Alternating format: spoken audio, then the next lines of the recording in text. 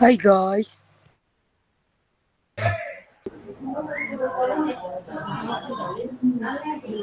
Kakak ini kemarin nih dari BGP baru telepon par konfirmasi yang hadir nih. Jadi memang kita suruh hubungi tapi dong kayaknya mau ikut apa ya? Karena dong yang aktivasi dompung LMS, jadi kayaknya nanti dong dilaporkan ke dinas tuh guru-guru yang masuk. Datang kelas ada 15 orang yang aktif hanya 8. Apa saya ini berproses saja kakak tuh sentok ke depan ada apa tuh. Jadi mengikuti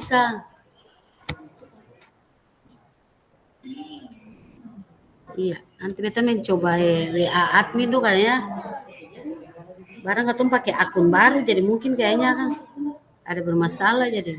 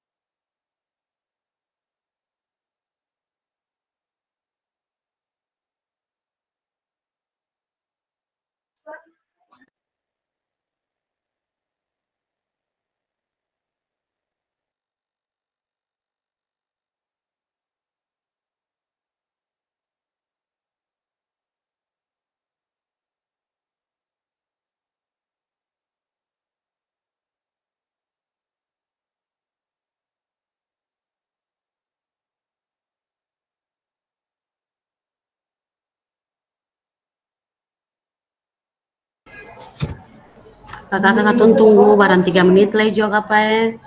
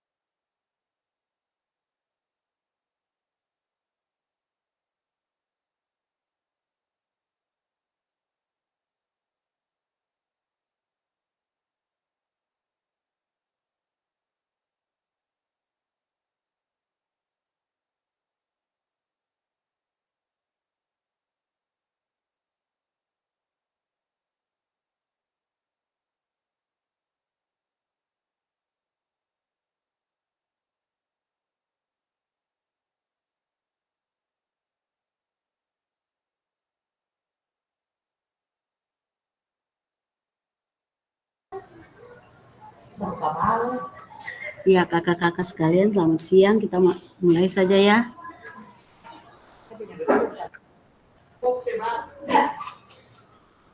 Kita mulai saja Kita ada di pertemuan yang keempat ya kakak-kakak untuk ke modul 1.3 C3.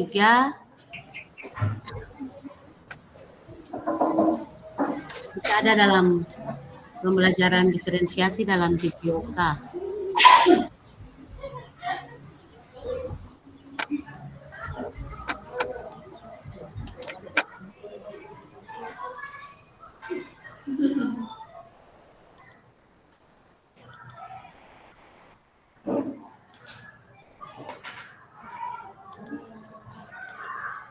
Sebentar saya share screen materinya.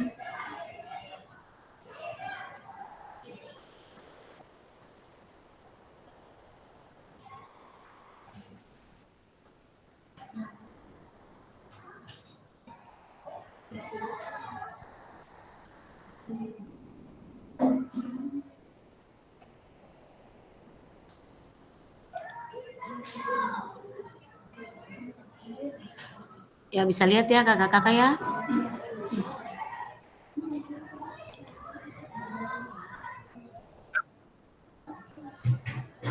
Please. Bisa iya. Untuk modul 1.3 kali ini saya rasa kakak-kakak sudah mengerjakan tugas, ada yang sudah membaca modul untuk pembelajaran diferensiasi untuk PJOK kita di siang hari ini.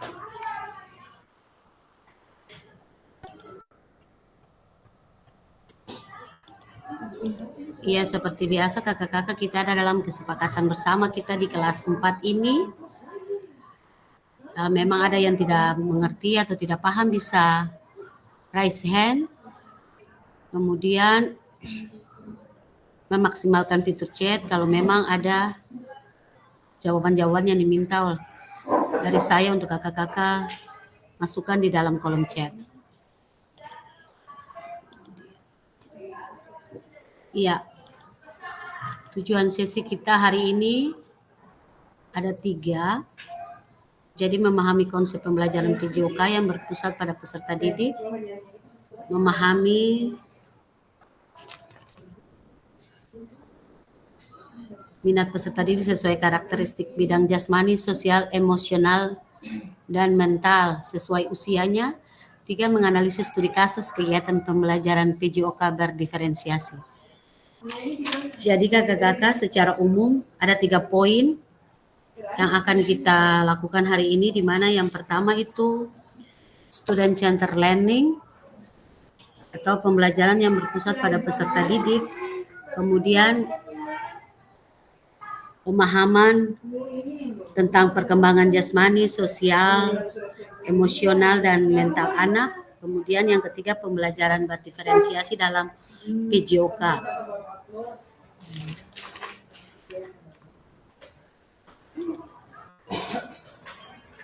Ini ada agenda kita di siang hari ini, kakak-kakak ada 4.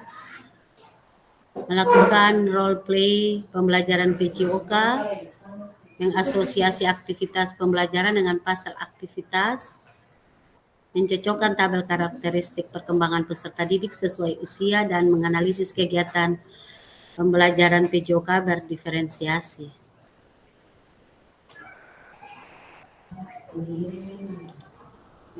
Ini ya kakak-kakak agenda kita.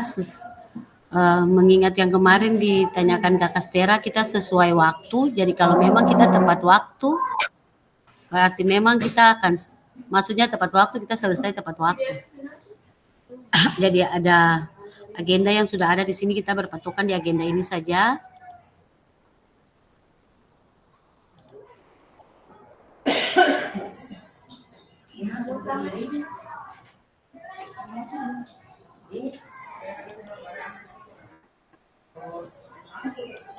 Iya, yang pertama kita mulai bagaimana praktek pembelajaran PJOK yang berpusat pada peserta didik itu. Apa yang menandakannya? Ya mungkin kita semua selaku guru PJOK sudah melakukan proses pembelajaran PJOK. Bisakah kakak-kakak ada yang bisa memberikan gambaran kepada kita semua di room meeting ini?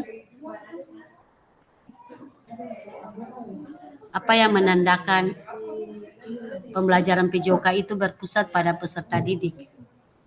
Silakan kakak-kakak, ada yang mau menjawab?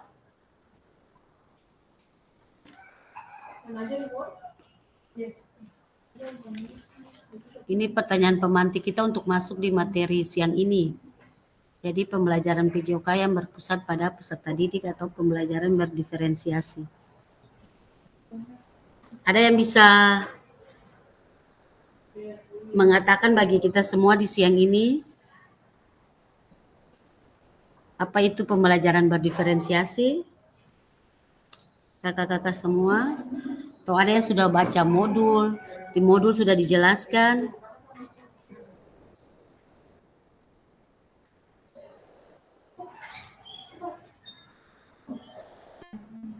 Kakak Joy bisa, apa itu pembelajaran berdiferensiasi? Ya Kak Ci, kalau menurut kita pembelajaran berdiferensiasi khusus untuk PJOK itu merupakan pembelajaran yang menempatkan siswa sebagai pusatnya, pusat dari proses belajarnya. Lalu terkait dengan diferensiasi yang dilakukan, mungkin mulai dari diferensiasi konten, produk, tapi semua itu kembali lagi dari kemampuan kita guru untuk melakukan pemetaan awal terhadap kompetensi dari peserta didik. Jadi sebelum kita mengajar, sudah harus tahu dulu itu peserta didik dia punya metode belajarnya seperti apa, kemampuan belajarnya sampai tingkat mana, baru kita lanjutkan bagaimana merancang aktivitas pembelajaran. Jadi kira-kira itu menurut kita yang merupakan diferensiasi dalam pembelajaran PJOK. Ya, terima kasih Kakak Joy sudah membawa kita dalam pemahaman awal tentang pembelajaran berdiferensiasi. Iya, terima kasih. Itu semua menjadi panduan bagi kita ya kakak-kakak.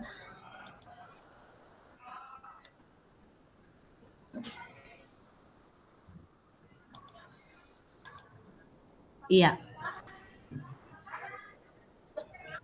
Saya akan membawa kita semua membayangkan sejenak. Mungkin dari kita, dari kakak-kakak semua, pasti sudah melakukan hal seperti yang digambar. Gambar yang pertama itu, ada 2 gambar di sini ya kakak ya. Mungkin ini sering terjadi saat proses pembelajaran kita di kelas, saat proses praktek. Kita lebih, yang pertama ini, kita lebih banyak bersuara, menggunakan peluit atau sempritan sebagai perintah gerak. Jadi kadang kalau ada yang mengatakan kalau dengar suara sempritan itu pasti guru olahraga saja. Karena itu adalah identitas kita. Betul ya kakak-kakak ya? Dan gambar yang kedua itu kita biasa mengatur siswa kita di depan, lalu siswa berbanjar di belakang seperti gambar ini kita sering lakukan. Jadi masih ada proses, apakah masih ada proses pembelajaran seperti begini kakak-kakak di sekolah kakak-kakak atau teman-teman guru PJOK kakak-kakak, apakah masih ada berproses seperti 2 gambar ini? Ada pengalaman dari kakak-kakak tidak? Disilakan kakak Asferos Ratunara, silakan. Kayaknya per 2 kali nih kakak nih.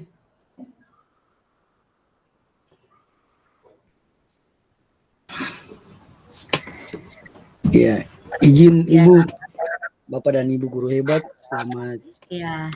Selamat siang. Ya. Mohon maaf ini baru pertemuan pertama beta, tapi untuk tugas-tugas beta mencoba untuk dengan kelemahan beta menyelesaikan. Baik ya. Yang pertama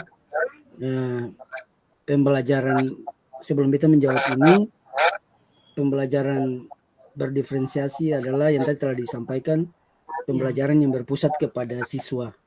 Ketong guru ini hanya meningkatkan pengetahuan atau minat siswa, dan sebelum ketong mengetahui minat siswa ini ketong melaksanakan asesmen awal atau diagnosis untuk ketong mengetahui minat belajar siswa, kemudian ketong menentukan pembelajaran berikutnya. Beta pikir yang ada di gambar ini masih ada di ketong guru-guru PJOK sampai saat ini. Walaupun kalau ketong melihat tuntutan kurikulum yang baru ini mestinya itu yang telah disampaikan tadi. Jadi kita pikir itu Ibu, untuk sementara jawabannya masih ada seperti ini. Ya Kakak, terima kasih. Mungkin dari gambar ini, mungkin dari kita yang sementara Meet juga masih mempergunakan cara-cara seperti ini dalam proses pembelajaran. Apalagi kita di lapangan, kita mau panggil siswa untuk kumpul, saya perlu panggil lagi pakai sempritan, saya siswa tahu bahwa guru sedang menunggu di lapangan. Dan saat proses mengatur juga kebanyakan kita selalu di depan. Jadi ini nanti yang akan kita bahas kakak-kakak di hari ini. Terima kasih kakak untuk penjelasannya. Kemudian kita masuk untuk pakar. Jadi saya tidak memutar link video ini, hanya penjelasan dari pakar ini. Dia adalah seorang pakar untuk ke PJOK, kakak-kakak sekalian. Kalau baca di LMS itu, kakak-kakak lihat ada 3. Jadi ada student choice, ada student voice, dan student ownership. Ya, jadi ada student choice, student voice, dan student ownership. Di sini saya hanya menjelaskan saja bahwa dari student choice itu bagaimana anak diberikan kesempatan. Mereka memilih apa yang diminati dalam proses pembelajaran PJOK. Jadi untuk student choice ini, pilihan anak itu dihargai. Itu yang pertama untuk kita PJOK. Jadi kita perlahan merubah paradigma pembelajaran kita yang lama seperti yang gambar 2 tadi, nanti dalam proses-proses modul ke depan. Dan ada juga untuk modul tatap muka kita akan belajar bersama dari jenis-jenis atau metode-metode pembelajaran yang akan kita praktekkan nanti bersama. Kemudian itu untuk student choice dan student voice itu suara anak. Jadi misalnya kita hari ini kita tanya kepada anak bahwa hari ini kita, misalnya kita masuk di kelas, lalu kita menanyakan kepada peserta didik bahwa hari ini belajar apa, pasti ada anak yang menjawab sepak bola. Lalu sepak bola saja. Tetapi kita yakin bahwa ada anak yang mau ikut sepak bola, ada anak yang tidak menyukai sepak bola. Jadi ingat ini di student choice, student voice itu suara anak. Jadi bagaimana kita bisa memfasilitasi proses pembelajaran bagi anak yang tidak menyenangi sepak bola untuk hari itu. Jadi suara anak, atau dia kalau tidak suka berarti dia punya gestur tubuh juga sudah menunjukkan bahwa saya tidak suka sepak bola. Itu bisa terjadi di semua materi-materi pembelajaran PJOK. Jadi suka atau tidak dia dalam pembelajaran ini, kita harus mengeksplorasi itu. Jadi kita selaku guru PJOK bagaimana kita mengakomodasi proses pembelajaran itu sehingga anak yang tadi tidak menyenangi itu, dia pun suara untuk tidak menyukai pembelajaran sepak bola itu dalam bentuk gerakannya itu bisa terjawab.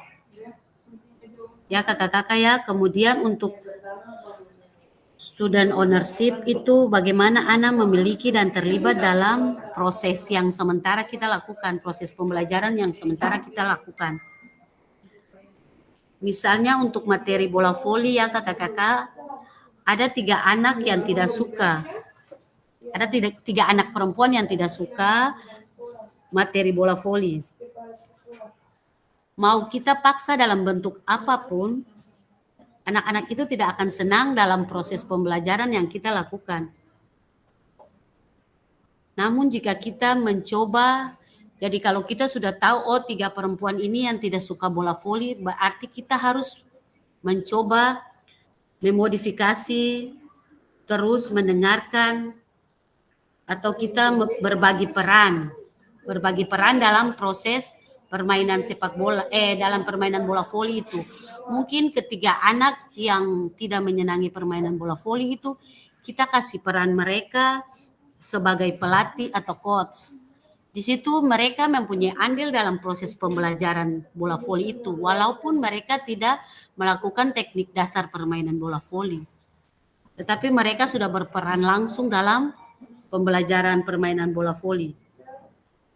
Jadi ini merupakan kreativitas kita dari guru PJOK saja. Jangan sampai materi yang tidak disenangi oleh peserta didik atau anak itu tidak dapat disampaikan kepada anak. Akhirnya pada hari itu proses pembelajaran itu tidak bisa jalan. Yang penting materi selesai, tapi anak tidak dapat menyerap proses pembelajaran hari itu.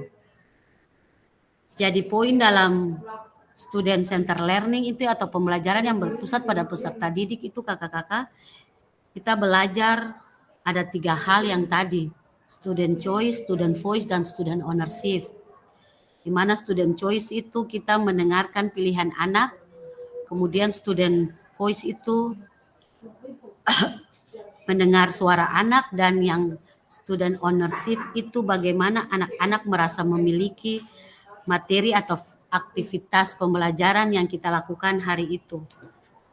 Bisa ya kakak-kakak? Bisa kakak. Kita masuk untuk ke aktivitas kita yang pertama ini kakak-kakak, nanti diperhatikan karena mungkin ini di dalam kita tatap muka nanti, mungkin kakak-kakak juga akan mempraktekkan itu. Jadi kita lakukan aktivitas role play.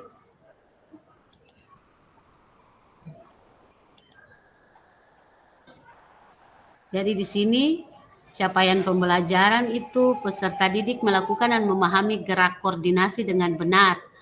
Peserta didik mengetahui efek dari latihan yang dilakukan. Peserta didik menganalisis efek latihan yang diberikan melalui perubahan denyut nadi. Asesmennya itu melakukan self dan peer assessment. Efek latihan yang telah dilakukan, melakukan analisis efek latihan yang diberikan melalui perubahan denyut nadi.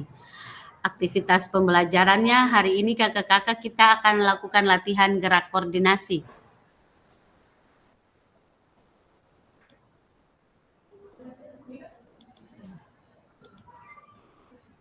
Jadi kakak-kakak semua, saya akan membagikan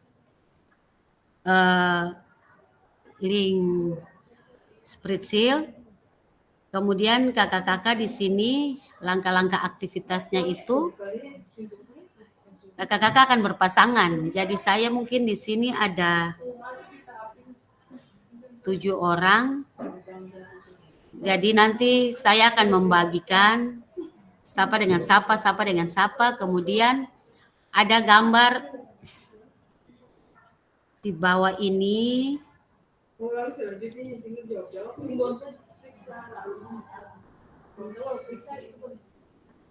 Kemudian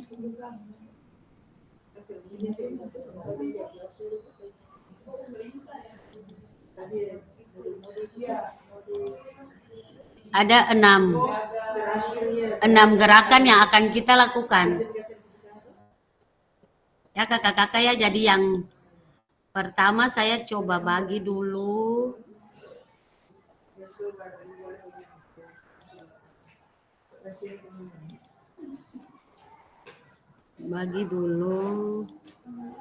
Mungkin kakak Asverus akan berpasangan dengan kakak Joy. Kakak Stera berpasangan dengan kakak Seli. Kemudian Kakak Frido dengan Kakak Oti. Itu saja yang ada hari ini ya. Ya, 6 orang. Bisa ya kakak-kakak ya, jadi Kakak Asferos dengan Kakak Joy, kemudian Kakak Stera dengan Kakak Seli, dan Kakak Frido dengan Kakak Oti. Ya, jadi kita yang pertama kakak-kakak saya nanti coba kirim link dulu sebentar. Saya kirim link Google Spreadsheet-nya di kolom chat kakak-kakak, tunggu sebentar.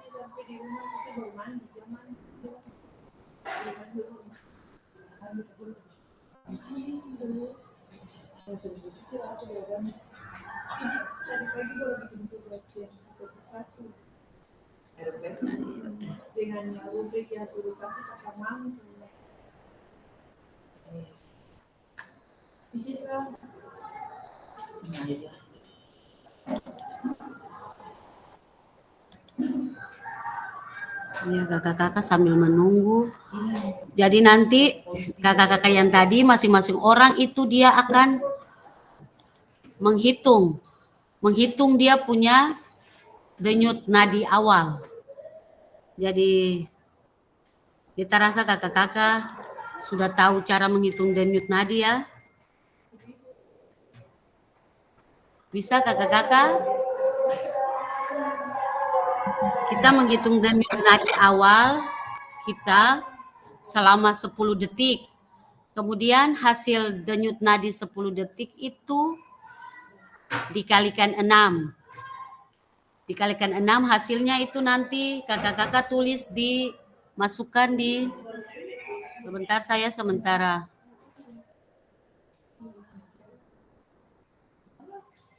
membagi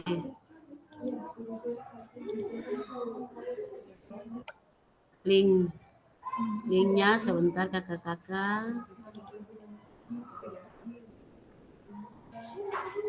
Mana nih?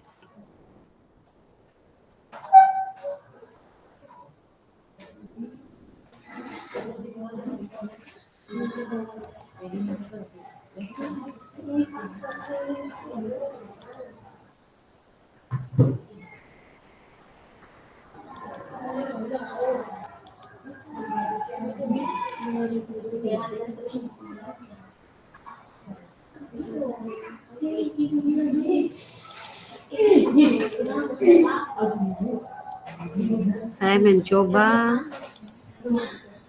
masuk di chat ya kakak-kakak.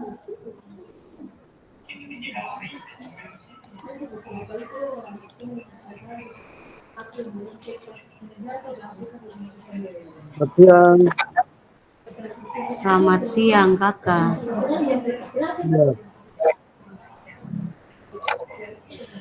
Ya kakak-kakak yang tadi berpasangan yang saya bagi masing-masing. Ya. Hanya ini makanan yang bisa kita makan. Dia menulis. Dia menulis dia punya denyut nadi awal. Kemudian dari kakak-kakak yang berpasangan nanti satu buat gerakan, satu yang ambil waktu. Jadi di sini ada gerakan kombinasi membungkuk dan menekuk, jumping jack, lari di tempat, gerakan silang tangan menyentuh jari kaki, dan yang kelima ini loncat di tempat.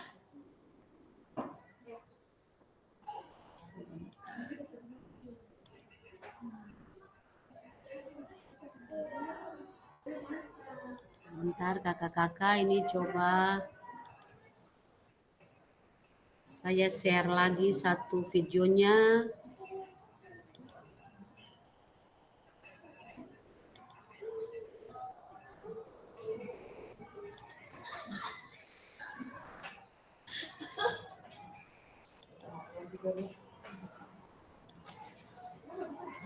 Sebentar ya kakak-kakak.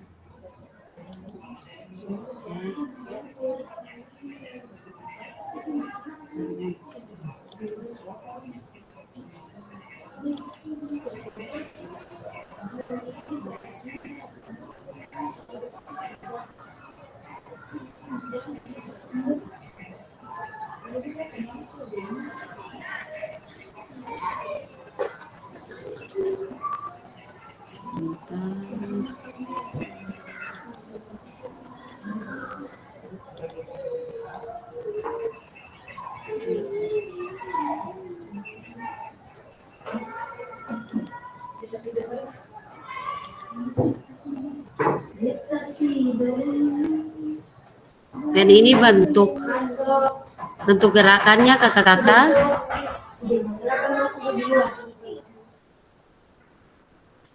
Ya, mungkin jaringan apa ya? Oi, siapa yang dia atau orang gila di luar?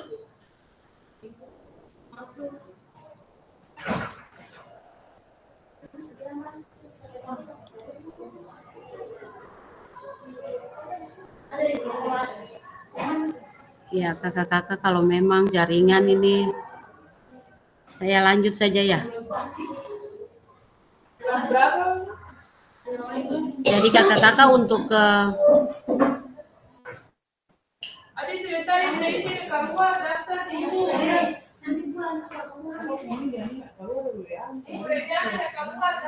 sebentar.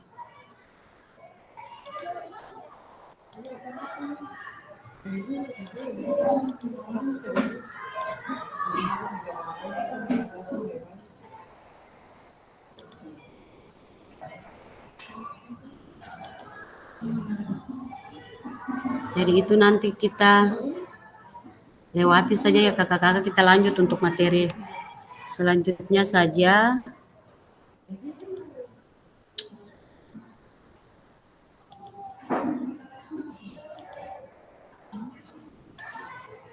Jadi di sini kakak-kakak saya jelaskan saja, nanti ini akan bisa juga kakak-kakak terapkan untuk proses pembelajaran kebugaran di sekolah masing-masing kakak-kakak.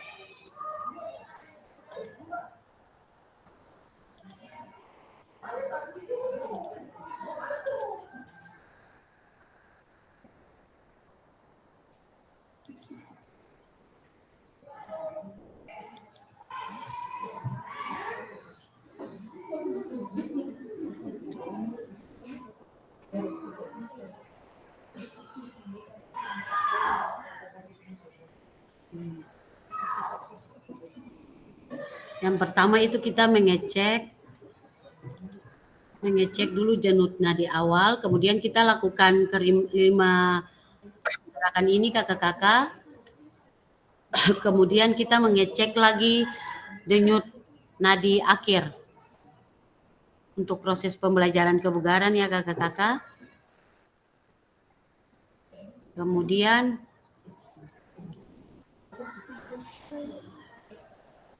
jadi bisa kita lakukan proses ini kakak-kakak dalam proses pembelajaran kebugaran. Di situ kita lakukan berpasangan seperti yang tadi saya bagi ke kakak-kakak, kemudian kita mengecek denyut nadi awal dulu, kemudian teman satu buat, kemudian teman yang berikut buat bergantian, kemudian sama-sama mengecek denyut nadi akhir, kemudian dicatat. Jadi setelah itu ada umpan balik masing-masing orang yang tadi menilai itu.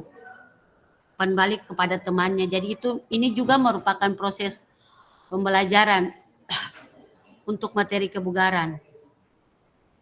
Saya kakak-kakak kita melewati saja. Ya, kemudian kita berikan umpan balik dari gerakan yang tadi diberikan. Kita berikan umpan balik. Kemudian dari video tadi itu bagaimana kita melihat apakah latihan yang kita lakukan sudah benar atau tidak.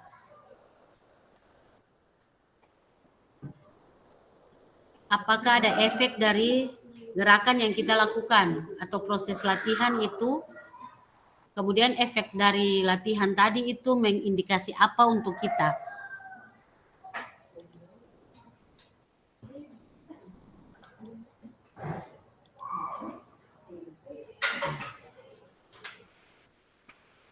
Kemudian menurut Bapak Ibu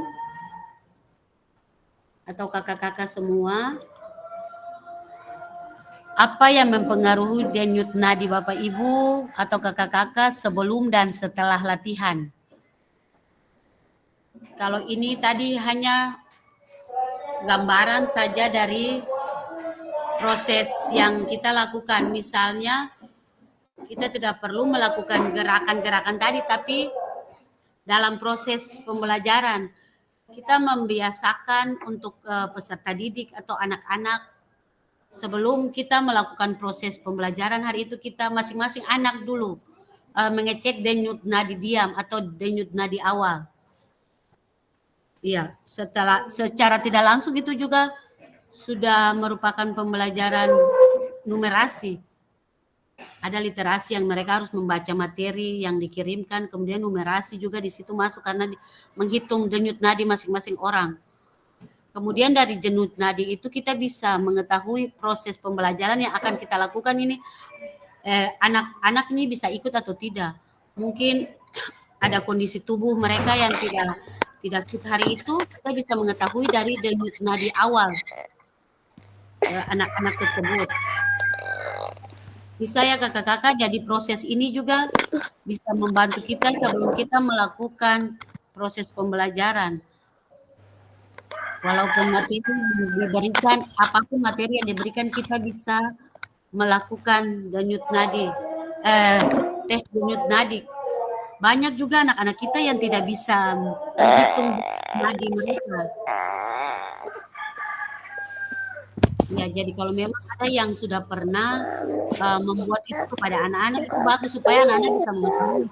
Oh iya, beta tadi sebelum melakukan pembelajaran ini berapa, kemudian setelah melakukan itu berapa. Nanti proses ini kakak-kakak mungkin karena jaringan, tapi nanti di proses tatap muka kita akan mempraktekkan ini.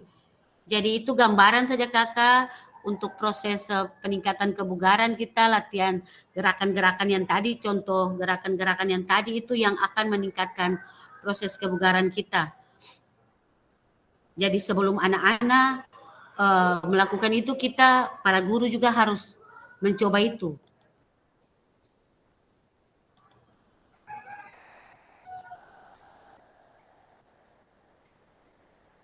Iya, mungkin di sini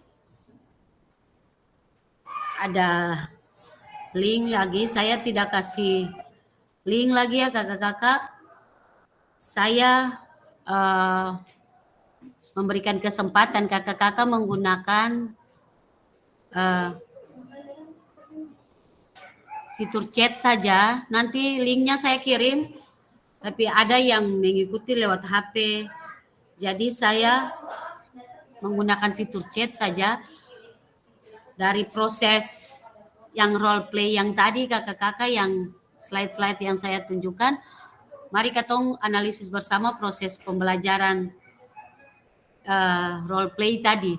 Jadi menurut kakak-kakak, apakah aktivitas yang dilakukan cukup menggambarkan pembelajaran PJOK yang berpusat pada peserta didik? Kenapa? Kemudian apakah ada masukan untuk perbaikan pembelajaran?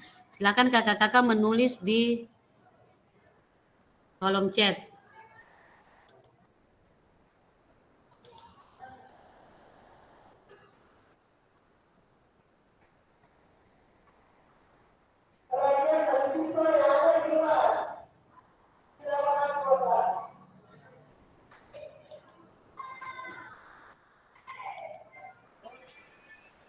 Yang kecil bisa kembali ke slide yang tadi kan.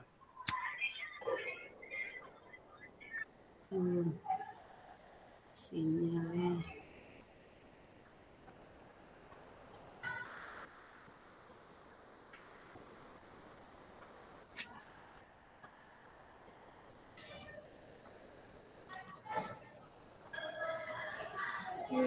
Di sini ya.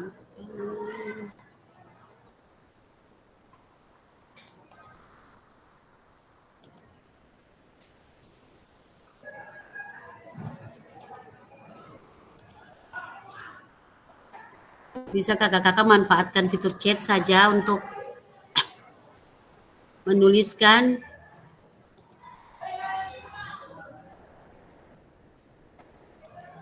dua pertanyaan yang tadi.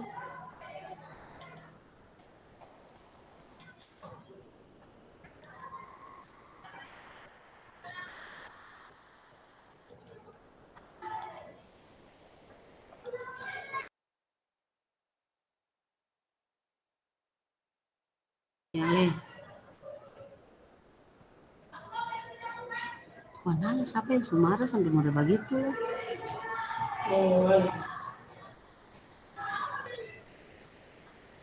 Ya kakak-kakak, saya kasih waktu 3 menit kakak-kakak. Itu sabar. Silakan memasukkan di chat saja lalu dikirimkan.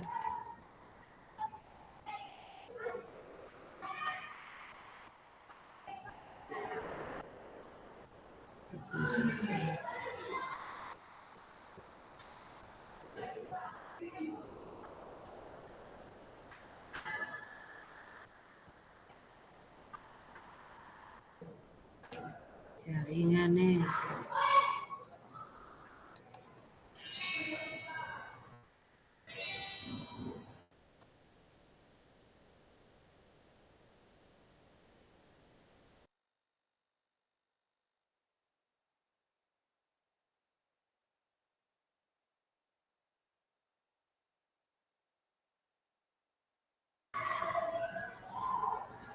Ya kakak-kakak, saya juga sudah mengirim link Jamboardnya di kolom chat. Terserah kakak-kakak mau menulis jawaban di chat bisa, masuk di link Figma Jamboard juga bisa, disilahkan.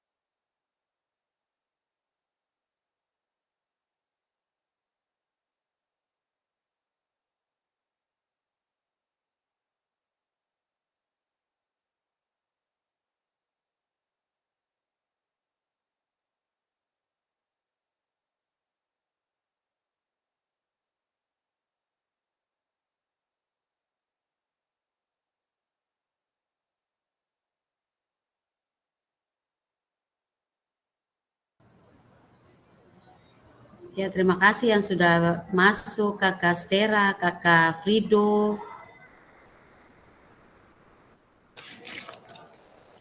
Ada kakak-kakak yang lain, disilakan.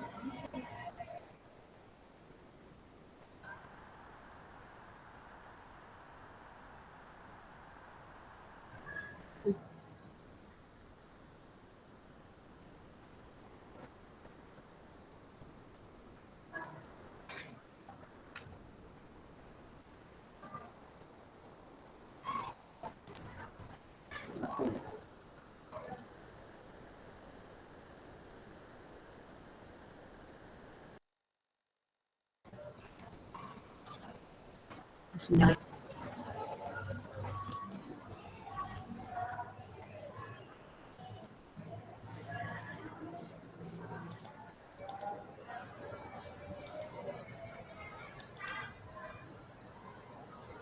Ya, sebentar kakak-kakak, ini kayaknya gangguan jaringan. Sourcing pagaralay.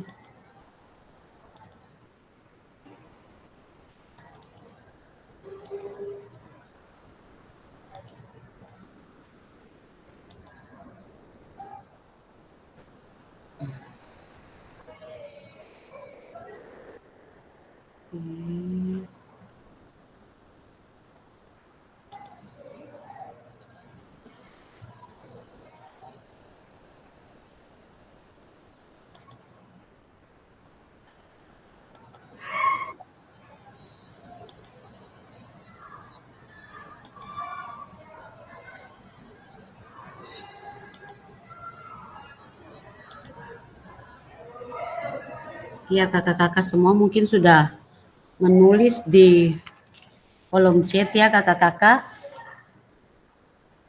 Pada intinya kakak-kakak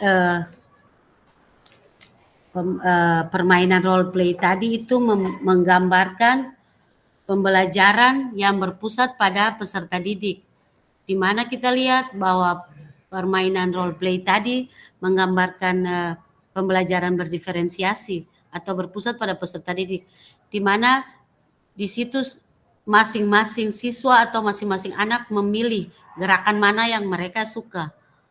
Di situ tadi kan ada arahan bahwa memilih dari 5 gerakan yang tadi saya tampilkan itu. Jadi ini kakak-kakak semua ini hanya simulasi saja, simulasi sederhana bagaimana student center learning ini dimainkan. Siswa dapat memilih gerakan yang sesuai. Ini biasa kita lakukan pada materi kebugaran jasmani. Jadi yang kedua terkait asesmen itu, asesmen kita tadi di situ asesmennya saya di depan di slide-nya itu asesmennya itu self assessment. Siswa dapat menilai dirinya. Siswa dapat menilai diri sendiri. Bisa juga dalam proses pembelajaran kan untuk proses Ibu ada kalau belum sana ibu.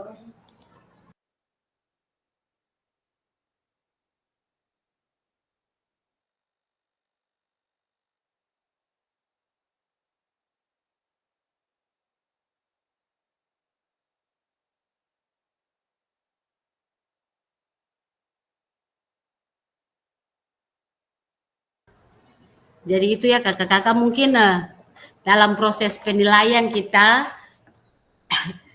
jadi ada tiga, jadi ada penilaian sikap, ada penilaian pengetahuan, dan penilaian keterampilan. Bagaimana kita menilai penilaian sikap peserta didik atau penilaian sikap anak? Kita bisa melakukan lewat lembar pengamatan, kemudian penilaian antar teman, kemudian penilaian diri, atau jurnal yang kita buat itu asesmen untuk menilai sikap anak dalam proses pembelajaran. Kemudian untuk penilaian pengetahuan kita bisa melakukan secara lisan dan tulisan, di mana tulisan itu nanti bisa di akhir proses pembelajaran, dan lisan itu pada saat proses pembelajaran berlangsung juga kita bisa menanyakan kepada anak, dan itu langsung proses penilaian itu bisa jalan saat itu. Kemudian untuk penilaian keterampilan itu kita bisa menilai dengan praktek. Mungkin kita hari-hari kita sudah melakukan penilaian keterampilan, itu penilaian praktek. Kemudian yang kedua itu project, dan yang ketiga itu portofolio. Jadi itu bentuk-bentuk penilaian yang bisa kita lakukan saat proses pembelajaran. Jadi dari macam-macam penilaian tadi, terserah kakak-kakak mau ambil penilaian yang mana. Jangan kita langsung mengambil semua proses penilaian itu, tapi dari yang tadi yang saya bilang itu masing-masing kakak-kakak mengambil. Untuk yang sikap, mungkin hari ini saya mau menilai sikap, saya pilih yang mana. Kemudian kalau pengetahuan tidak dinilai juga tidak masalah. Yang penting penilaian praktek keterampilan itu tetap jalan. Ya kakak-kakak, jadi untuk yang tadi yang di role play tadi itu kan menggunakan self assessment, siswa dapat menilai dirinya, di mana dia sendiri mengambil dia punya denyut nadi. Setelah itu siswa diberi kesempatan untuk memberi umpan balik terkait gerakan temannya. Tujuannya itu untuk memperbaiki gerakan yang dilakukan teman. Secara sederhana simulasi role play tadi kakak-kakak sudah memberikan gambaran bagi kita semua terkait student center learning itu. Bagaimana anak terlibat langsung dalam proses pembelajaran, jadi anak terlibat memiliki dalam proses pembelajaran hari itu. Dan ini contoh-contoh sederhana yang kita lakukan dalam student center learning atau proses pembelajaran berdiferensiasi. Jangan sampai saat kita praktek lalu kita sudah rasa capek dan sebagainya karena habis kelas ini mengajar langsung pindah kelas ini karena kecapean, lalu kita asal-asalan saja dalam proses penilaian, dan itu akan merugikan anak. Jadi kalau memang sudah pembelajaran berdiferensiasi saja, itu lebih menguntungkan kita guru, karena anak bisa menentukan sendiri apa yang akan dilakukan dia hari itu. Jangan kita memaksa untuk mengikuti proses yang kita lakukan, padahal anak tidak menyukai proses itu. Jadi itu bisa dipahami ya kakak-kakak sekalian.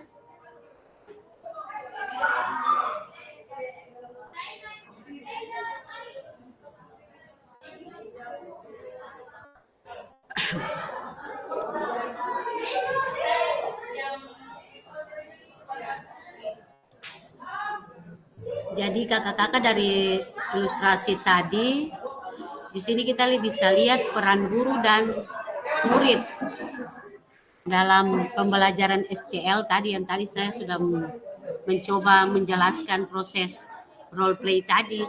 Jadi kalau peran guru tuh sekarang ini kita hanya bertindak sebagai fasilitator dalam proses pembelajaran. Peran peserta didik itu aktif dalam proses pembelajaran dengan memberikan gagasan, saran, dan kritik. Kemudian guru itu dia mengkaji kompetensi mata pelajaran yang harus dikuasai murid pada akhir pembelajaran. Dan di situ murid berpartisipasi dalam merumuskan, mengembangkan, dan memproses materi pembelajaran.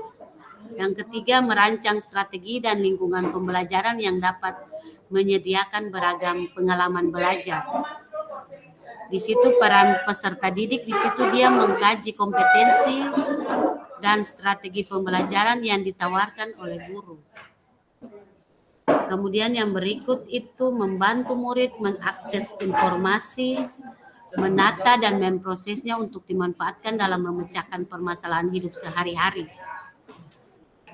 Peran peserta didik di situ membuat rencana pembelajaran untuk mata pembelajaran yang diikutinya. Kemudian peran guru yang terakhir di sini mengidentifikasi dan menentukan pola penilaian hasil belajar murid yang relevan dengan kompetensi yang akan diukur. Di situ peran peserta didik dia belajar secara aktif dalam kelompok maupun individual dengan cara mendengar, membaca, dan sebagainya. Jadi pada intinya di sini kakak-kakak semua, setiap proses pembelajaran yang kita lakukan harus ada proses penilaian yang diambil. Jangan sampai proses penilaian tidak diambil untuk proses tatap muka hari itu. Jadi proses penilaian atau asesmen itu dengan kita menilai sikap anak atau sikap peserta didik, kemudian kita menilai pengetahuan mereka, dan kita menilai keterampilan anak. Bisa ya kakak-kakak semua? Bisa, Kak Jei. Bisa, Kakak.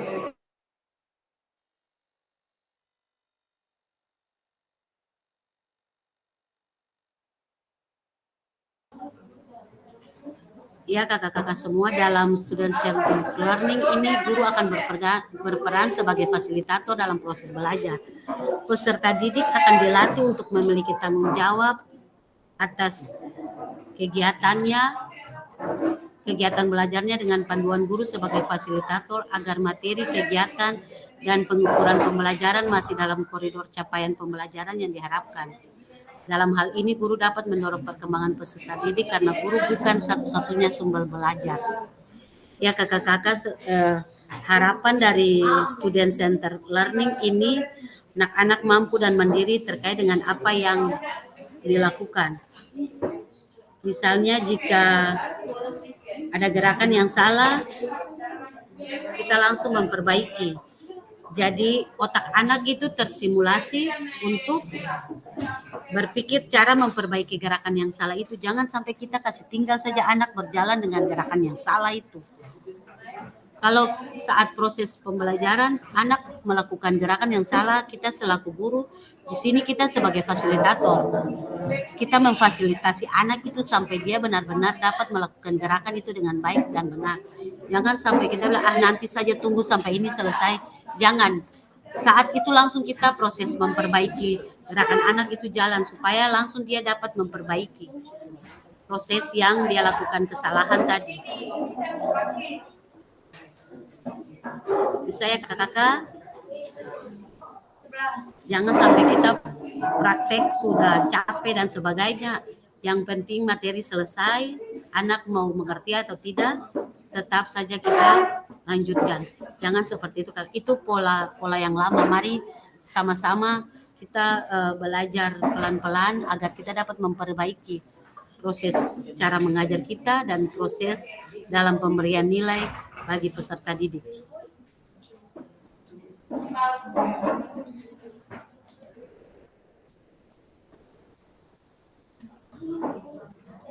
Ya, di sini kakak-kakak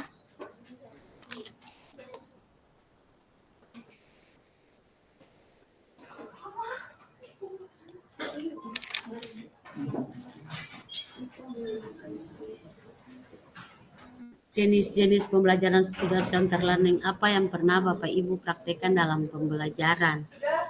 Jadi nanti di sini ada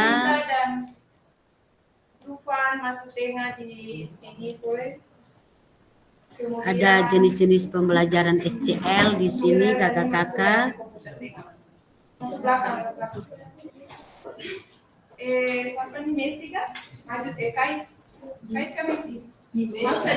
Materi ini untuk 9 jenis pembelajaran student centered learning ini kakak-kakak sekalian, kita akan praktek bersama nanti di saat proses tatap muka.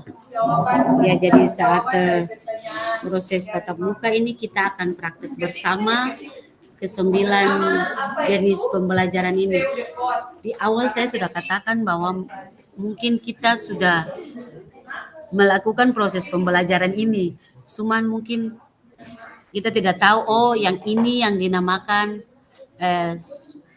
role play and simulation, kemudian discovery learning, ada cooperative learning, program based learning, atau PJBL atau project based learning. Itu ketong sento kata itu namanya seperti itu, tapi kita sudah mempraktekannya dalam proses pembelajaran kita setiap hari kepada anak.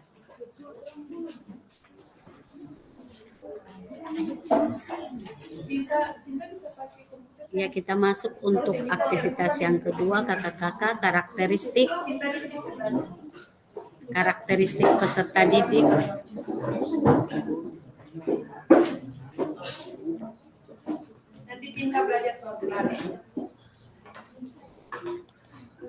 Di sini kita memahami karakteristik dan minat anak. Jadi ada jasmani, sosial, emosional, mental. Jadi ada dari PAUD, SD, menengah sampai di tingkat atas. Tambahkan email dulu lah sambil menunggu. Yang emailnya sudah ada gambar, oke boleh. Di sini. Mohon maaf kakak, tadi jaringan. Iya kakak, kayaknya jaringan. Kita tadi memang sampai setengah mati lah bikinnya. Iya, jaringan di sekolah paling setengah mati. Ya kakak-kakak di sini saya mencoba, kakak-kakak mencoba mencocokkan manakah karakteristik itu dia berpasangan dengan bidang dengan usia. Jadi kita akan lihat sama-sama untuk karakteristik atau aktivitas yang pertama ini, dia berjalan, berlari, merangkak, memanjat, melompat, menendang, menarik, melempar, dan memukul bola. Dia masuk di bidang mana? Jasmani, sosial, emosional, mental? Ada kakak-kakak yang tahu? Untuk karakteristik atau aktivitas pertama ini dia masuk di mana? Dia mau masuk di mana nih kakak-kakak?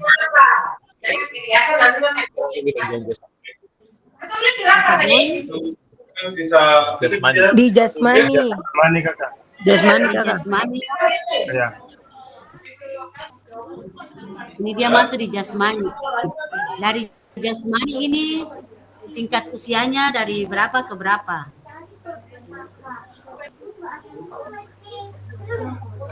6 sampai 12 kakak. 6 sampai 12 tahun Ya. atau 0 sampai 2 tahun? 0 sampai 2 tahun. Aktivitas itu. 0 sampai 2 tahun. 0 sampai 2 tahun. Karena sampai 0 12 sampai berarti. 2 6 tahun. sampai 12. Bisa ya? Kemudian 6 sampai 12. anak-anak karakteristik yang kedua, anak-anak pada usia ini mulai mengembangkan rasa diri mereka sendiri dan belajar untuk memahami Sosial. Sosial kakak, sosial. Sosial. ya. Saya ini sosial ya kakak-kakak ya. Jaringan lah ya akan sejalan. Kemudian untuk usianya 5 sampai 6 tahun. 5 sampai 6 tahun.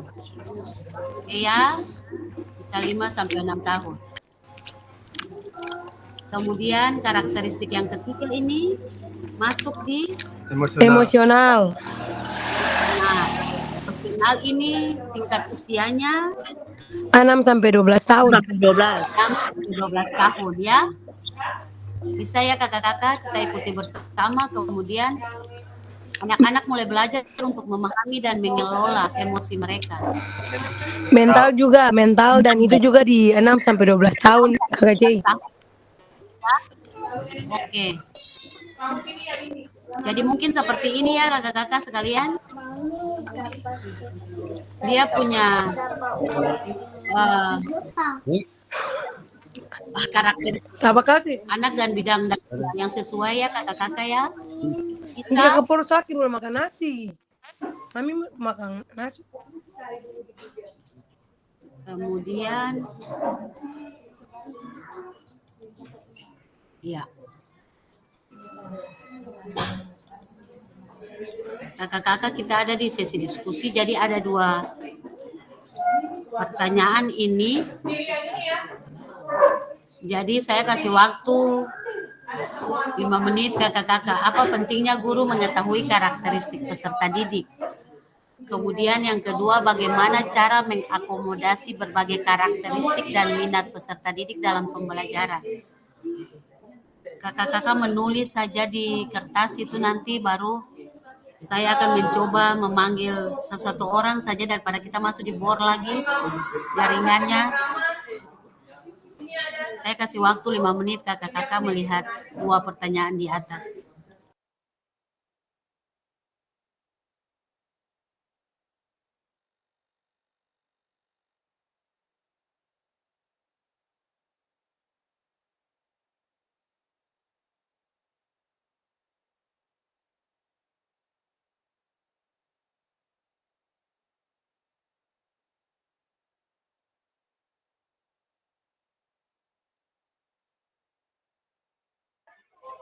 Kecil maaf ini dibuat ditulis tangan atau di kolom chat kecil? Terserah saja kakak Joy.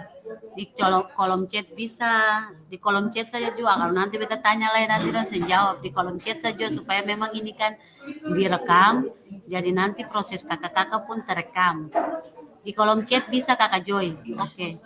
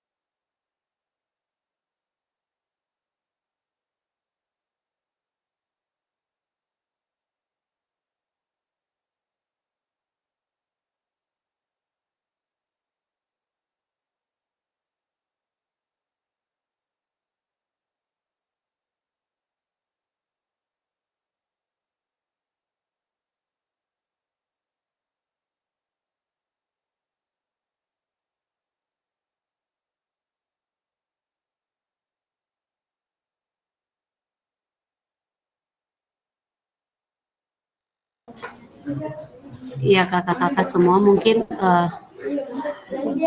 ada yang sudah chat ya kakak-kakak. Jadi dari 2 pertanyaan tadi itu apa pentingnya guru mengetahui karakteristik peserta didik. Jadi student center learning ini mengisyaratkan guru hendaknya mempertimbangkan karakteristik peserta didik dalam menyusun program pembelajaran yang berpusat pada peserta didik. Kemudian untuk soal yang kedua itu bagaimana cara mengakomodasi karakteristik peserta didik itu dengan salah satunya itu pembelajaran berdiferensiasi.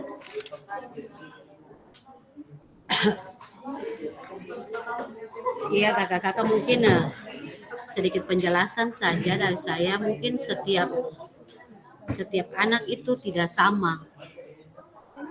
Tidak sama. Jadi anak yang, kalau kita melihat yang kembar juga pasti beda. Dia tidak mempunyai karakteristik yang sama.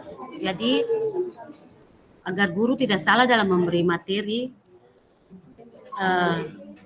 pembelajaran itu, mungkin di awal itu kita sudah melakukan seperti tadi, kalau saya tidak salah dengar di Kakak Ahasferos itu, kita sudah melakukan tes diagnostik awal.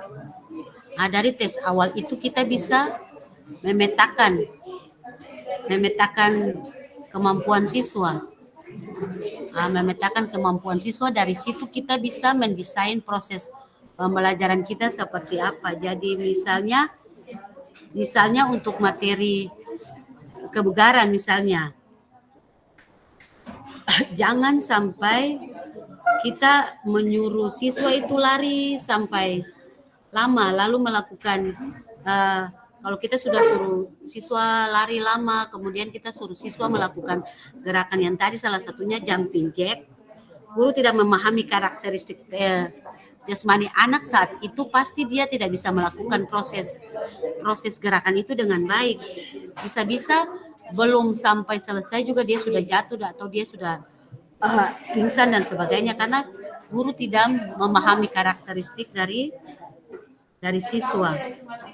Jadi yang itu yang pertama. Jadi untuk soal yang kedua ini mungkin penjelasannya dari saya itu yang tadi kita melakukan asesmen awal itu sehingga kita dapat mengetahui siswa punya kemampuan. Dari situ kita memetakan kebutuhan peserta didik, lalu dari kita memetakan kebutuhan peserta didik itu kita bisa mendesain proses pembelajaran kita. Jadi bagaimana kreativitas kita guru dalam memberikan proses pembelajaran yang anak benar-benar terlibat dan memiliki dalam proses pembelajaran hari itu.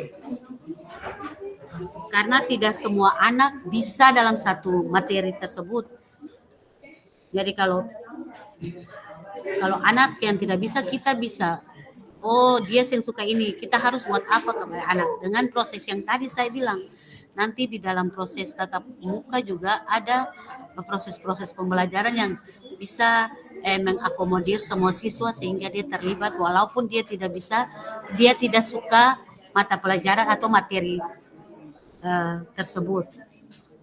Ya, begitu ya kakak-kakak.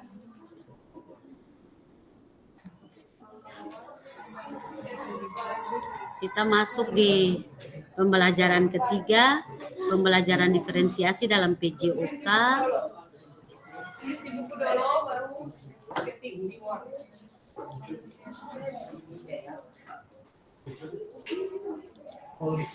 Nah, ini menurut Tomlinson ini tadi di awal saya sudah mulai bertanya di kakak-kakak apa itu pembelajaran diferensiasi. Dia menurut ahli Tomlinson itu pembelajaran berdiferensiasi adalah usaha guru untuk menyesuaikan pembelajaran di kelas untuk memenuhi kebutuhan belajar individu murid. Jadi kebutuhan belajar masing-masing peserta didik, bukan semua peserta didik tapi masing-masing peserta didik.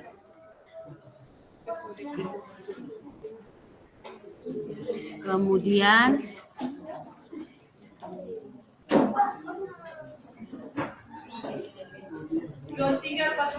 untuk diferensiasi ini ada 3 ya, ada diferensiasi konten, diferensiasi proses, dan diferensiasi produk. Jadi di situ diferensiasi konten itu ada intra-task dan inter-task. Jadi di konten itu ada intra-task dan inter-task.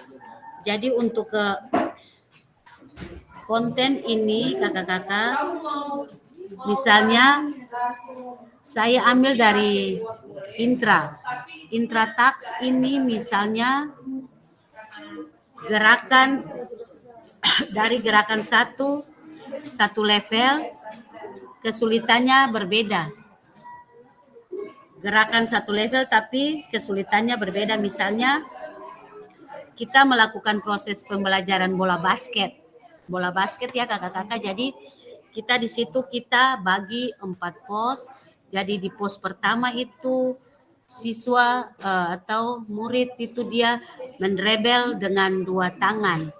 Kemudian di pos yang kedua itu mendrebel dengan 1 tangan. Kemudian pos yang ketiga itu drebel sambil berjalan. Kemudian yang keempat itu dia mendrebel sambil berlari. Ya kakak-kakak ya, jadi dia punya 1 level, misalnya 1 materi bola basket, tapi dia pun tingkat kesulitannya itu berbeda. Jadi misalnya dalam proses ini ada mungkin anak yang sudah mahir dalam mendrebel. Tidak mungkin kita selaku guru, kita sudah bisa melihat karakteristik anak. Jadi tidak mungkin kita suruh anak yang bisa mendrebel itu dia mulai dari mendrebel 2 tangan, kemudian mendrebel 1 tangan. Tapi mungkin daripada dia hanya berdiri dan melihat, dia bisa membantu temannya yang tidak bisa mendrebel tadi. Bisa paham ya kakak-kakak ya? Jadi itu untuk diferensiasi konten untuk intertask. Jadi gerakannya 1 level tapi kesulitannya berbeda. Kemudian anak yang baru pernah, misalnya ada anak yang dia sudah mahir, atau mungkin juga dia atlet basket. Tidak mungkin kita suruh dia awal sama lagi dengan yang belum mahir. Jadi kalau anak yang baru pernah melakukan proses permainan bola basket, kita masukkan ke pos yang pertama. Jadi nanti dia bertahap. Tapi yang anak yang tadi atlet itu kita langsung saja suruh dia drebel jalan, kemudian drebel lari, mungkin dipersulit dengan kita taruh corong lalu drebel sambil berlari dan siksak dan sebagainya. Itu bagaimana kita punya kreativitas dalam mendesain proses pembelajaran hari itu, sehingga anak yang memang tadinya belum bisa, tujuan pembelajaran itu tercapai, siswa dapat mendrebel bola dengan baik pada proses hari itu. Bisa ya, jadi yang itu untuk intratask. Kemudian untuk intertask itu beberapa kegiatan berbeda tetapi level kesulitannya sama. Jadi intertask itu beberapa kegiatan berbeda tetapi level kesulitannya sama. Tidak ada level kesulitan. Jadi semua sama. Jadi misalnya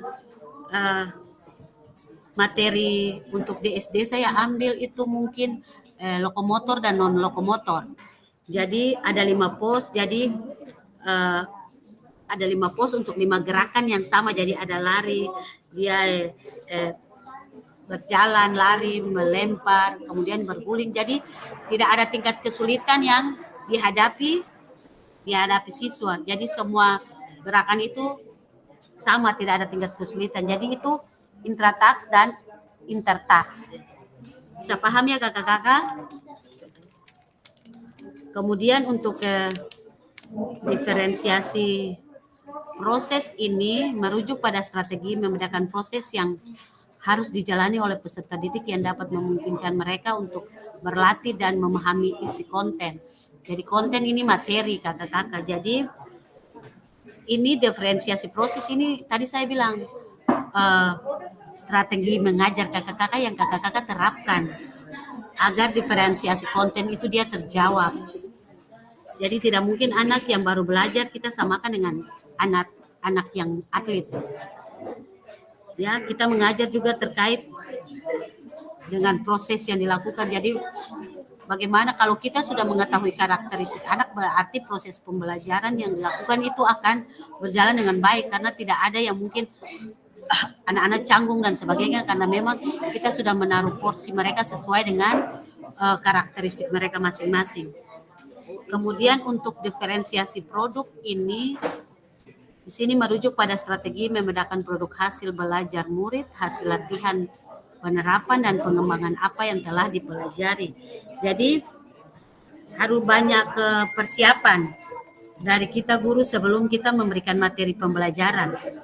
Jadi kesiapan mengajar kita, apa yang akan strategi mengajar, apa yang akan kita terapkan, kemudian kebutuhan murid apa saja yang dalam materi-materi yang diberikan yang kita harus menjawab itu ada semua di diferensiasi produk. Jadi itu kakak-kakak untuk pembelajaran diferensiasi itu. Jadi dalam proses pembelajaran diferensiasi itu ada 3 yang harus kita terapkan. Jadi ada diferensiasi konten, diferensiasi proses, dan diferensiasi produk.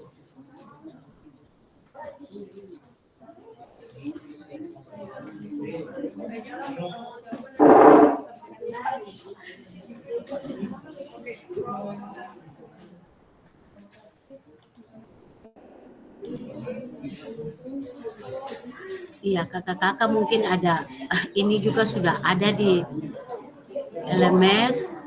Adakah kendala yang Bapak Ibu, kakak-kakak alami dalam melakukan strategi pembelajaran berdiferensiasi dalam PJOK? Kemudian gagasan baru apa yang kakak-kakak dapatkan dari contoh-contoh penerapan berdiferensiasi di dalam modul 1.3 ini? Silakan kakak-kakak. Mungkin saya mau mendengar dari Kakak Munawir. Disilahkan, apakah selama ini dalam melakukan proses pembelajaran berdiferensiasi Kakak Munawir, apakah ada kendala yang ditemui Kakak? Ya, terima kasih Kakak atas kesempatan yang diberikan. Di sekolah saya itu memang banyak kendala yang dihadapi. Pertama, lapangan itu cuman kalau untuk bola voli itu memang ukurannya tidak pas. Cuman kita memberikan teknik-teknik lapangan buat siswa agar siswa juga bisa tahu pentingnya praktik itu langsung sesuai dengan mata pelajaran. Yang berikut sarana dan prasarana antara lain alat olahraga yang tidak menunjang. Kami itu sesuai dengan apa yang telah saya kirim sebagai pertemuan kemarin itu, bahwa yang ada cuma bola voli, terus bola kaki, lembing, terus tolak peluru. Sementara yang lain itu tidak ada, apalagi sampai ke tingkat basket. Karena lapangan kecil tidak bisa dibuat sebagai lapangan basket, itu juga lapangan upacara jika dibandingkan dengan siswa yang jumlahnya 350. Jadi 350 dibagi 2, 175. Upacara itu lapangan memang tidak memadai, begitu kan. Yang kedua, gagasan baru yang saya sampaikan yaitu sesuai dengan materi yang disampaikan oleh kakak. Artinya sekalipun alat olahraga itu tidak menunjang, tetapi bukan berarti bahwa membatalkan dengan kegiatan-kegiatan PJOK tersebut. Kita mengambil inisiatif lain, bekerja sama dengan sekolah terdekat seperti SD Muhammadiyah Ambon juga. Kita saling MU dengan mereka. Setiap jam olahraga kita meminjamkan alat olahraga mereka. Itu kakak. Iya Kakak Munawir, terima kasih. Mungkin ada kakak-kakak yang lain, gagasan baru apa yang kakak-kakak dapat mungkin dari proses meet kita di hari ini, atau yang kakak-kakak baca di modul-modul ini. Kakak Stera silakan, mungkin ada gagasan-gagasan yang kakak ambil. Iya Kakak C.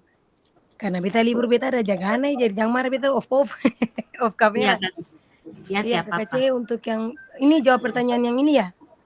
Iya. Terserah. Oh iya. Pertanyaan yang pertama itu, adakah kendalanya? Mungkin sih kalau kendala itu jarang ya. Karena kemampuan anak itu berbeda-beda. Beta pernah beta itu selalu itu melihat dari kemampuan anak. Jadi karena setiap anak itu ada punya kelebihan dan kelemahan. Jadi contoh di mata pelajaran senam lantai, banyak anak itu yang belum berani untuk roll depan, itu contoh. Nah, senam lantai itu kan memiliki banyak variasi, banyak jenis maksudnya.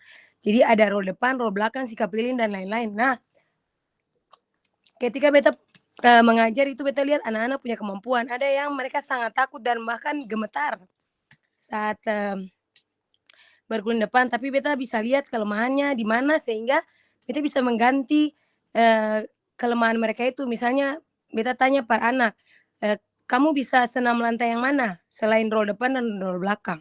Dia bilang saya bisa sikap lilin miss, begitu kan? Nah beta ambil nilai dari itu. Jadi tetap tujuan pembelajarannya itu dapat.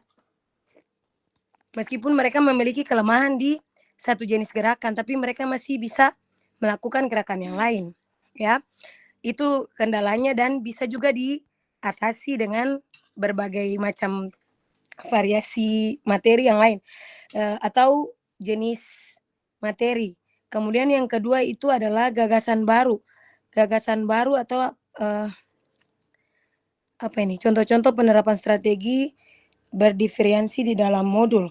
Yang beta baca pertama beta baca ini beta masih, padahal yang tadi Kakak Cei bilang bahwa katong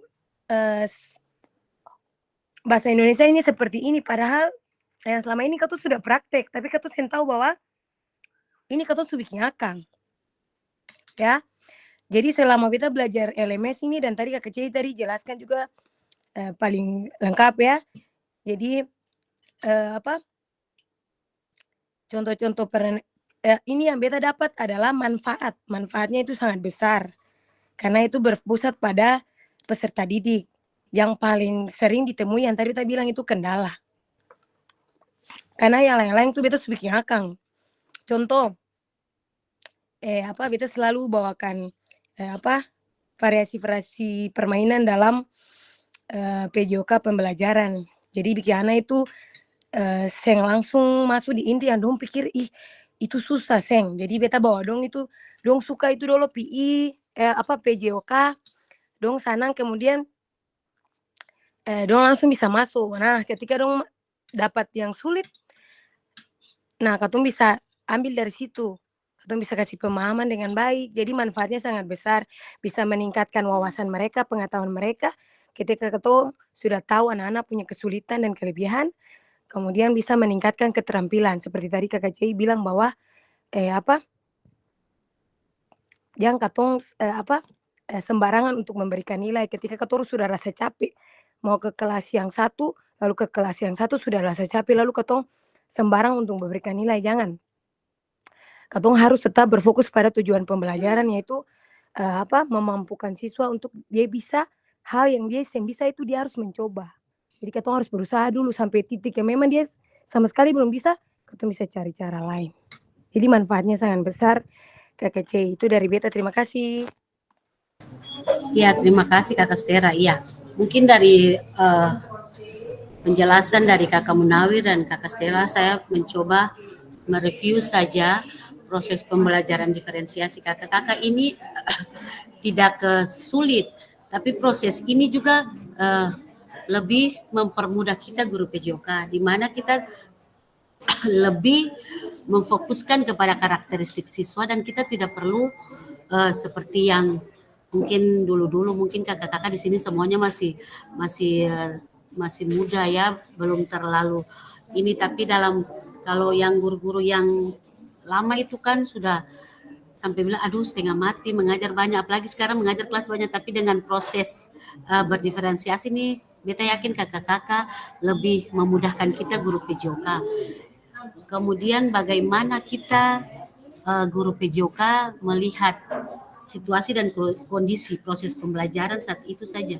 Bagaimana kita bisa, karena kita minggu kemarin kita sudah ada materi pemanfaatan aset dan sebagainya. Kita bisa lihat aset-aset apa saja yang ada di kita punya satuan pendidikan.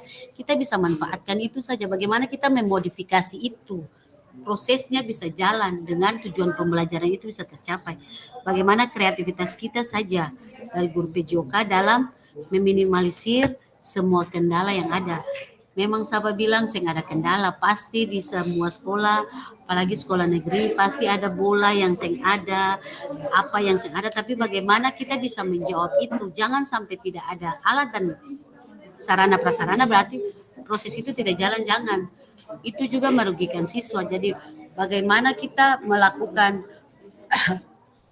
berkreativitas untuk mendesain proses pembelajaran itu seperti apa dalam menjawab semua kendala yang terjadi itu sehingga siswa dapat menikmati, memiliki dalam proses pembelajaran yang kita lakukan saat itu.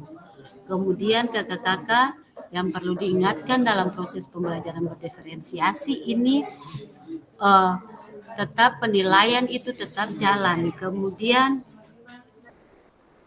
kita memberikan materi itu seperti yang tadi saya bilang, jangan sampai siswa yang tidak bisa seperti tadi Kak Stera bilang, kita bisa mengambil berbagai cara saja yang ada untuk proses itu dapat jalan. Jangan sampai dia bisa lalu dia tidak bisa melakukan gerakan itu lalu dia tidak mempunyai nilai di proses hari itu.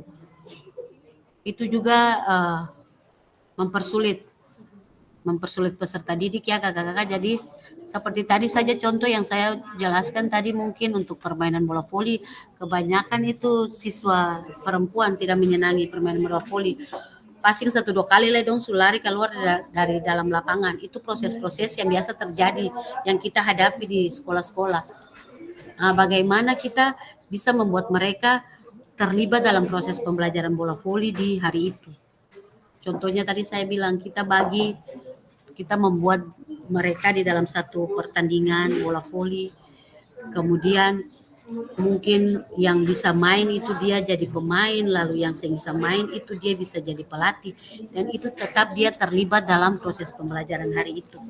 Walaupun dia tidak melakukan teknik dasar permainan bola voli. Yang penting siswa terlibat dalam proses pembelajaran. Bisa ya kakak-kakak? Terima kasih yang sudah memberikan pemahaman bagi kita terkait 2 contoh ini. Ya kakak-kakak, untuk yang berikut ini, kakak-kakak jangan lupa tadi saya sudah memeriksa. Ada yang saya sudah kasih nilai, ada yang saya belum kasih nilai. Ada kakak-kakak tolong perhatikan tugas yang dimasukkan. Ada tugas yang dimasukkan salah kamar tuh.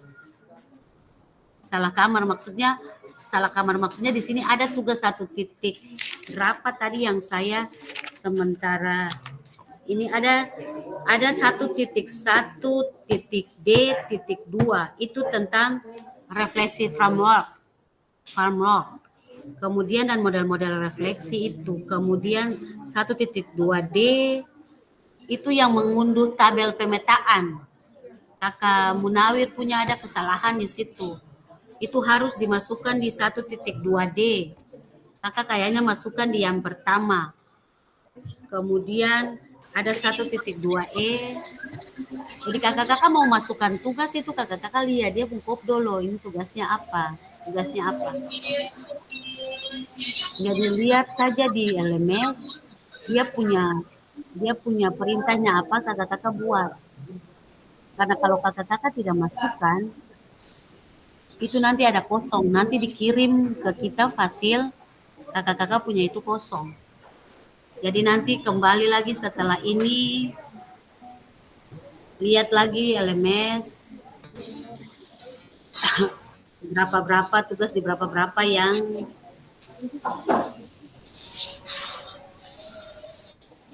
harus kakak-kakak selesaikan. Berarti Ya, Kasih, ya. berarti beta harus upload ulang kah? Ya, kakak hapus dulu, hapus tugas itu atau tambahkan baru saja kakak. Kalau bisa hapus bisa, kemudian tambahkan. Jadi kakak-kakak perhatikan range waktu yang diminta di tugas masing-masing tugas itu kakak. Jangan sampai waktu lewat, kakak-kakak kasih masuk. Ya. Kemudian kakak-kakak kita sudah ada di akhir sesi hari ini. Tentang yang pertama itu memahami konsep pembelajaran PJOK yang berpusat pada peserta didik, kemudian minat peserta didik sesuai karakteristik bidang jasmani, sosial, emosional, dan mental sesuai usianya, kemudian menganalisis studi kasus kegiatan pembelajaran PJK berdiferensiasi. Saya berharap untuk sesi pembelajaran berdiferensiasi dalam PJOK ini bisa dapat bermanfaat bagi kakak-kakak semua ya. Iya kasih, iya. Ya, jangan lupa kakak-kakak, kita masih ada di proses-proses selanjutnya sebelum nanti kita ada bersama juga dalam tatap muka. Kemarin itu memang saya dihubungi dari BGP untuk kakak-kakak yang belum pernah hadir. Jadi saya berharap katong belum setengah masih seperempat perjalanan. Jangan sampai ada yang serasa capek, aduh tugas banyak lah, mesti bikin ini, bikin itu. Itu kakak-kakak sendiri yang aktivasi di PMM dan LMS, berarti itu semua sudah terbaca. Dan kemarin memang ada sinyal yang kita dapat mungkin dari BGP sudah tanya ke kita fasil. Saya bilang saya sudah menghubungi yang saya pernah masuk, saya hubungi satu-satu, tapi tidak menjawab dan tidak merespon. Jadi mungkin itu akan dilaporkan ke dinas. Kakak-kakak kalau program dari kementerian katong ikut saja. Ini kan proses kita setiap hari. Cuman tadi beta bilang kan katong belum tahu ini namanya ini dan ini namanya itu. Jadi ini proses yang katong sudah lakukan, jadi saya usah takut, mari kita berbagi. Ada yang lebih, berbagi yang kurang, sehingga proses ini dapat berjalan dengan baik. Ya kakak-kakak, mungkin itu saja untuk pembelajaran kita di siang hari ini. Kemudian kita akan masuk ke yang berikut, itu 1.4 tentang isu-isu sosial dalam PJOK. Itu ada 3 mungkin, ada adil gender, eksklusivitas, dan inklusivitas. Ya kakak-kakak, ada yang mau bertanya seputar materi ini? Ya Kakak Cey, sebelum kakak bertanya terkait dengan materi, mungkin beta mau sampaikan saja terkait dengan Bapak Ibu guru yang memang tidak pernah hadir. Beta sudah coba hubungi tapi sing diangkat mungkin karena nomor baru. Terus beta chat cuman yang dibalas sampai sekarang. Jadi memang tidak mau ikut lagi. Iya kakak, beta sudah mencoba menghubungi, cuma memang seng ada respon. Cuma beta ingatkan kakak-kakak ini semua kakak-kakak terpantau di PMM. Katong semua terpantau di PMM, itu semua beta mau kasihnya itu. Jadi dari BGP kan semua bilang kata dong sendiri yang aktivasi. Kalau memang dong yang aktivasi berarti ada kuota cadangan yang naik menutupi kuota utama ini. Jadi kakak-kakak katong berproses saja, katong sen tahu ke depan ini apa yang mau terjadi, tapi beta yakin yang sudah ada. Beta memang bilang katong hanya 8 orang saja yang berproses selama ini. Mungkin hari ini kakak Genis dan Peros yang masuk, tapi biasanya dong masuk. Jadi karena ini kakak-kakak tadi memang beta kirim link yang bisa connect di LMS, tapi beta sudah coba hubungi admin. Jadi beta kirim saja di WA daripada ketemu proses yang jalan. Bisa ya kakak-kakak, kalau memang menemui kesulitan dan sebagainya bisa chat langsung saja di beta, chat pribadi, karena memang proses ini katong sejalani kamu kak. Dan yang mungkin ada sinyal dari BGP, mungkin kalau kakak-kakak bisa mengikuti proses ini dengan baik, penilaian-penilaian, tugas-tugas yang diberikan mungkin tahun depan itu kakak-kakak bisa menjadi fasilitator diseminasi untuk guru-guru yang lain. Jadi tetap semangat kakak-kakak, kita berjalan bersama-sama, ada kesulitan saling bertanya, kita saling berbagi satu dengan yang lain. Ya, terima kasih kakak-kakak, selamat sore, sampai ketemu lagi di pertemuan berikutnya. Selamat sore Kakak Cei, terima kasih. Dadah semua. Terima kasih Kakak Cei. Selamat sore. Selamat sore Kak Cei ya. Selamat sore.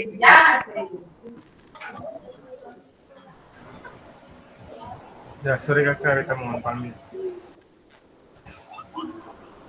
Kakak-kakak jangan lupa ya cek di LMS untuk tugas-tugas tuh. Ya. Iya, Kak. Oke. Kalau memang ada yang tidak mengerti bisa datang langsung ketemu beta saja di beta sekolah. Oke Kakak. Oke, siap. Kak Cei tugas yang berikut kayaknya di 1.3.3 Kak Ruin.